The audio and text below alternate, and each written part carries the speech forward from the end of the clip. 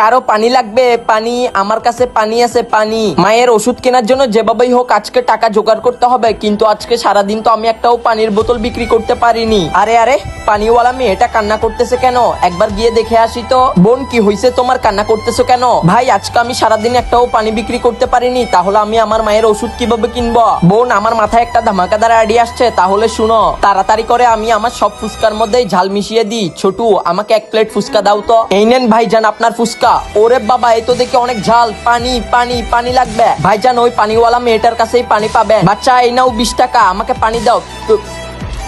অনেক শান্তি লাগতেছে। ওরে বাবা, এই ফুচকা তো অনেক ঝাল, আমার পানি লাগবে, পানি খাবো। ভাইজান, ওই মেয়ের কাছেই যান। বাচ্চা, আমাকে একটা পানি দাও, অনেক শান্তি লাগতেছে পানি খেয়ে। তার আগে গাইস, আপনার কাছে এই সামান্য টাকা নাকি মাকে বেশি প্রয়োজন? আমার মতো মাকে যাদের বেশি প্রয়োজন তারা ভিডিওতে লাইক এন্ড চ্যানেলটি সাবস্ক্রাইব করে দিন এবং কমেন্টে আই লাভ ইউ মা লিখে জানান। ইয়াহু, আজকে তো অনেক পানি বিক্রি হয়েছে, তাহলে আমি আমার মায়ের জন্য ওষুধ কিনবো। উপরওয়ালা তোমাকে অনেক ধন্যবাদ।